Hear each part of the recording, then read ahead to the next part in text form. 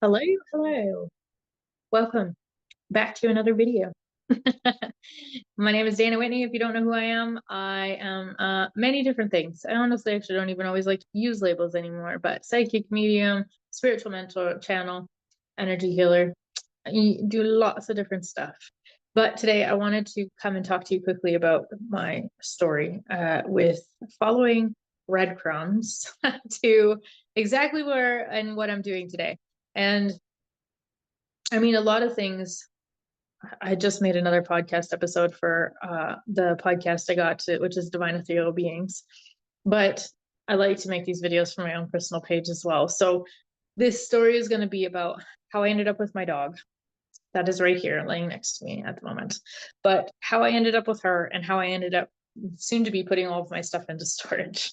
And a lot of people think I'm totally nuts, by the way. And that's okay. It's okay because it's meant for me. It's not meant for everybody else, but I want to use this as an example to hopefully resonate with everybody else that maybe has, crazy ideas or pulls show up like intuitively or, something that's waking up in the middle of the night, that some crazy idea that you can't get off your brain, and kind of start looking into different stuff and all those things, right? So this is why I want to use my own examples to relate to and show you the amazing kind of magical things that can kind of happen to us when we choose to actually listen to those pulls or listen to that intuitive part of ourselves. It's, you think about your intuition as that higher self or your source being, God, universe, whatever your term is, but sits on this mountain or this high hill, and you're the one in the valley, right? As the conscious living human being that you are right now in this experience, you're the one in the valley. So you can only, that's why it seems linear, by the way, is that we can have a future, we're present, and our past, because we can look forward, we can look down to see where we are right now, and we can also look behind us. And so that's why it feels very much and is explained often, and how people have a hard time accepting we are multidimensional beings, because being in a physical form of being human is so linear. So it can feel very linear, right? Because we have to walk to point A or B or whatever. We have to move ourselves to get to a place. And so you can think of your intuition, and that part of yourself is like, again, they are on the hill, they can see into the valley. And so they'll set the breadcrumbs out for you to say, this is the path of least resistance, and it's going to get you to where you're asking for or what you've been wanting. Okay. So the dog story is funny though, because it's not exactly something consciously that I was thinking about wanting. Okay. So this is a little bit of a different one. But hopefully you'll be able to pull the pieces out of this and show you how it is very highly beneficial often though for still saying yes, maybe not always to the things that you don't think you necessarily always want. So when I decided to get my dog, I came out of meditation with the idea of looking at Boston Terriers. And I thought, my other dog just passed 4 months ago. I don't want another dog anytime soon. Why in God's name am I going to be looking up, Boston Terriers? I mean, this seems kind of ridiculous. Like, I was honestly really resisting it, right? I didn't, no part of me thought about wanting to get a dog. I mean, my other dog had only just passed very recently. But I decided, okay, I'll do it anyway. I'll do it anyway. So I did, and I found this amazing breeder. And she was not too far from where I'm living. And so I thought, okay, I'll just give her a call. I did have questions, and I just, I thought getting her on the phone would probably be much easier than, going back and forth and messaging and all the things. So I ended up talking to this wonderful lady for a good while. And she answered all of my questions that I had. And then we kind of ended up in a bit of back and forth chatting about different things, and the synchronicities that were showing up were just wild. I mean, it was pretty undeniable that there was massive amounts of synchronicities showing up talking to this woman. For me, that's how I understood that this was still in alignment with whatever these breadcrumbs were being put out in front of me. And so I thought, okay, I mean, there's obviously something to this. I'm meant to have this dog. And so I ended up asking her, I said, okay, so if I went onto your wait list, how long of a wait roughly would it be? Like, when roughly would the puppy be coming into my life, basically? And she said that it would be about the end of the year. So almost a 1 year kind of wait. Because I was talking to her in January, so she was kind of talking like later fall. And I thought, okay, that's not so bad. That'll be about a year since my other beautiful dog had passed. And I thought, okay, a year. I asked for a year. I said I want at least 1 year that I don't have a dog for. And that was that. And then she contacted me in the fall about the litter. And now I had not specified if I wanted a boy or girl because I didn't know. I didn't get that information through meditation or anything like that. So I thought, okay, well, I don't, obviously, maybe it doesn't matter because, of course, you could choose. And there was two boys left to choose from in that litter. And I all of a sudden just got the gut knowing. I was like, no, neither of these dogs are supposed to be mine. And I think I'm supposed to have a female. So I apologized to her. She allowed for a transfer into a different litter one time. And I thought, okay, that's fine. So she transferred me into the next one, and the dog didn't have enough babies. She only ended up having 3 puppies. And so she was super apologetic and she felt really bad. And like, you know what? No, it's okay. Because I'm like, again, this is happening for a reason, and I'm just going to accept it and it's all fine. And so she gave me option of going with the ones that were in the early beginning of the year or the ones that were coming in the spring. And I thought, I'm going to go for the spring because for me, training dogs when it's much nicer outside in Canada, way better idea than freezing cold winter weather, and living in an apartment at that point too, right? So that's what I had chosen. And I thought, okay, now it's going to be about a year and a half before I'll have this other puppy since my other dog passed. And I thought that's fine. I'm okay with that. But the entire time as I'm working through this, the puppies are born. I get first choice out of all 4 girls. I knew right away. Again, it just was super obvious to know. It was just a click. I saw her picture and I'm like, yep, that's the one. And I still was feeling rather resistant though. Like there was still a part of me thinking, what the hell am I doing getting a dog? I don't know where I'm going to be. I don't know what's coming. I don't know, there's this responsibility now of having a dog again. And it's just me. Like, I was having all these conflictions come up in myself, right up until the day I went to go get her. And I'll tell you a bit more about that. But the way her name actually came up was again through meditation. It was probably about a couple months after I had chosen to go on this breeder's list. And she's a fabulous breeder. I mean, she does all the health testing you can do to make sure that the puppies are super healthy. And that's part of another reason why I felt a little bit better about it. Because honestly, I never really thought I would get a dog like through a breeder like that. I thought, I would be rescuing or all those things. And I definitely know I will at some point as well. But she was just that size of dog that you can't usually find in rescues. And that's part of me was like, okay, obviously, again, this is happening for a reason and I'm going to go with it. So her name came through in a meditation as well. Her name came through. At first, they just kept showing me the letter L and the letter J. And I'm like, okay, LJ, LJ. I'm like, but that seems like a really basic 2-letter name. Like, it's just, why this name? And they said, no, you've got the name now, but we'll show you how to spell it. So they spelled it Eljay. I thought, okay, that's kind of a neat spelling. Like, I like that. And then they said, when you come out of meditation, go and Google the intuitive meaning of that name, LJ, spelled like that. So I did. The first thing that pops up at the top of my list, a gift from God, is the meaning of that name. And I started to laugh. And again, just that synchronistic one thing after another, it was pretty undeniable. And I thought, okay, I'm going to go and get this dog. So her name will be LJ. And that's exactly what her name is. Anyway, but right up until the day I'm going to pick up my dog, I was still highly resistant. So now there was one other factor that had been added into this entire play as well. About 2.5-ish weeks, about that, was when I started to really reconsider this pull that I've been getting for this other idea. So this other idea showed up about maybe 2 weeks before that. So about a month, it had been stewing on me. And every day I'd wake up and I was there, like very solid, right there. I was waking up and this idea was very present, right in the top of my mind. And there was times where I was waking up in the middle of the night, even. This is what I'm talking about, where that pull and that idea, a thing that just doesn't seem to leave you alone. I was waking up in the middle of the night, looking up storage units. Like, this is what was happening, right? And the idea that was hitting me was put everything in storage. Put all of your stuff in your home that you don't need to come with you. You're going to put it all in storage. I thought to myself, why in God's name would I do that? Where am I going to go? What am I going to do? why I've always had a home of my own, ever since I was like in my early 20s, I've had a home of my own. And so I'm like, I don't understand. Like, I love having my own space. And I was kind of confused by it at first. And I really was unsure again, right? And I thought, no, no, I need to know where I'm going to go before I can make that decision. Again, want to control the narrative before making up my mind.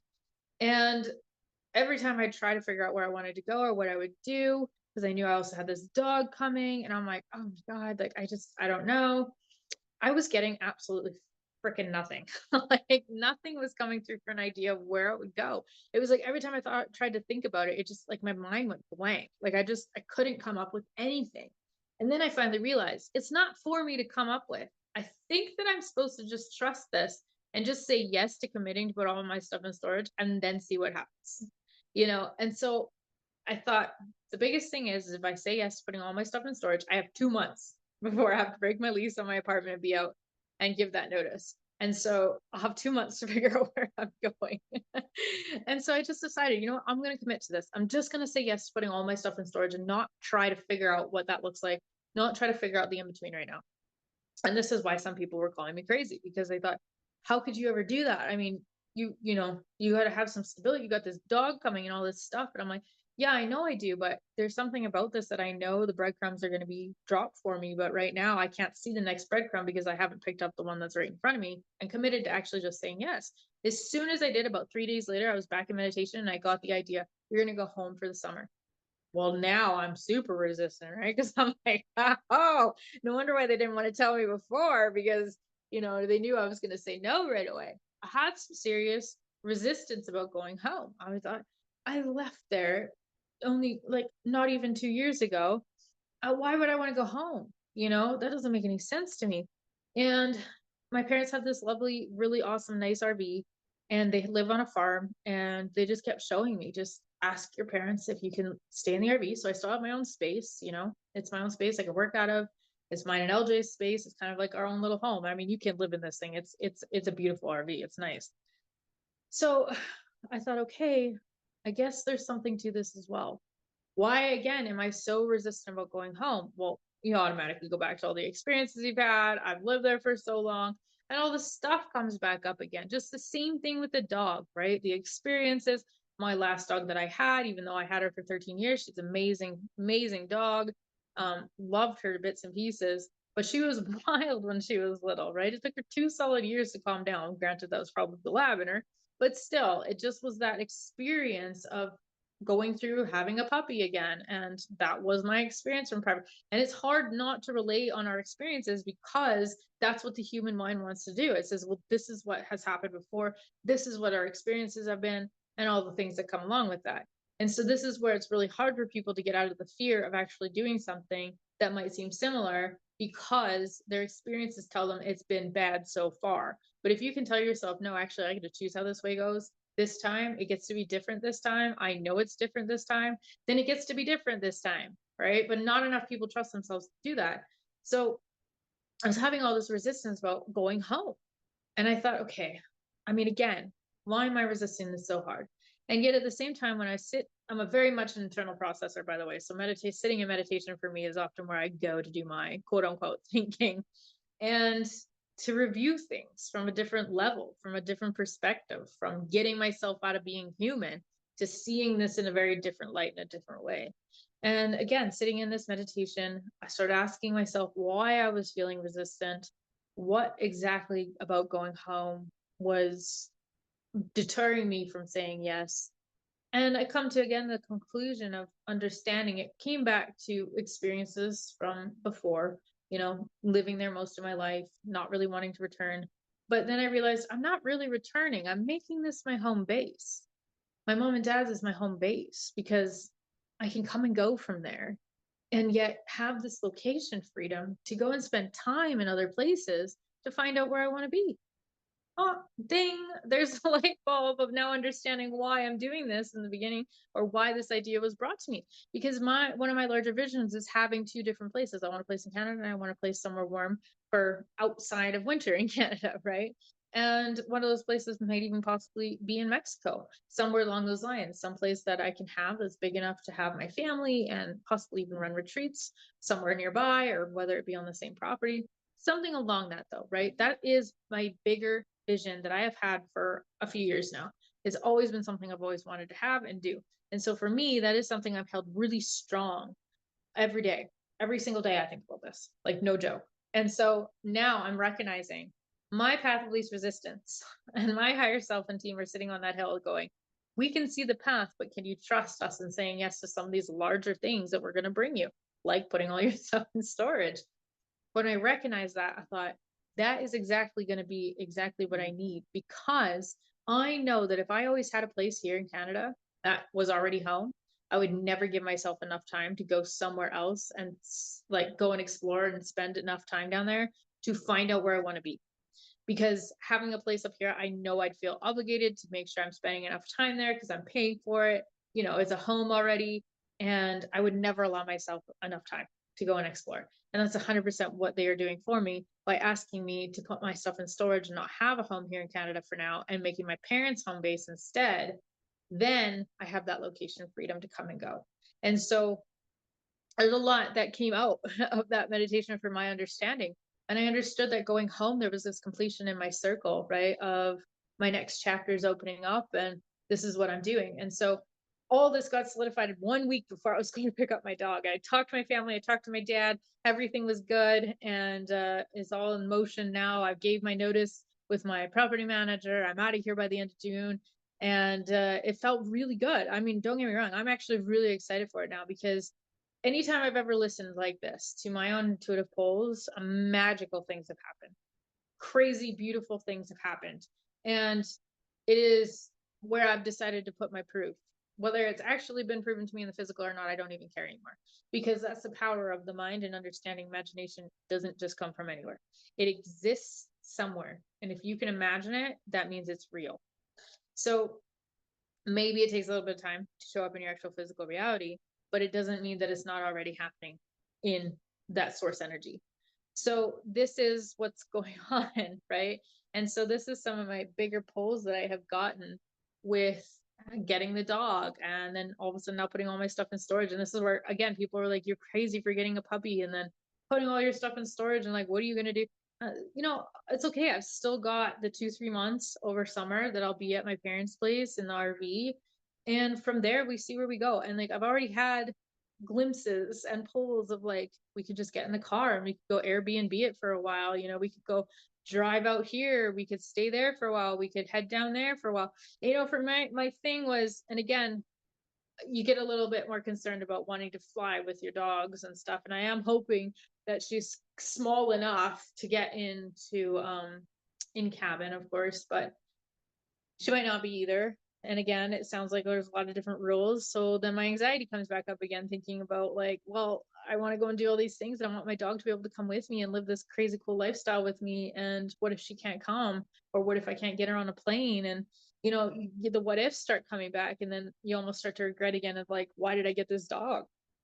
But again, this dog is something different for me, because I always knew I wanted another dog. And so I guess I can't say that it's not completely not a part of my vision. I guess it's not happening in the way that I thought it should.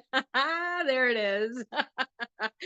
So, and again, that's the part of, can you trust it? Can you follow it? Can you believe enough in yourself to know it might feel really challenging? And like, don't get me wrong, puppies are puppies, man. She is an amazing puppy. Like, she is probably the best puppy out of all the puppies I've ever had growing up and all the dogs I've ever trained. But she is still a puppy. She still like call her the feisty potato at times, because she definitely gets a little feisty with me every now and then. And so you get like the challenging parts of that are still there, but it's a learning curve again to understand energy is everything, especially with dogs as well. You control your energy, and having that space that can be calm, confident, and yet at the same time assertive if needed, you get amazing results from dogs as well. And so it's just reteaching me over again how to almost use it in the physical world more so than just internally, I guess.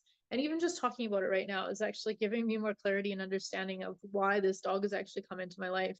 And I had intuitive friends and stuff say, it's going to be different. It's not definitely not going to be the same.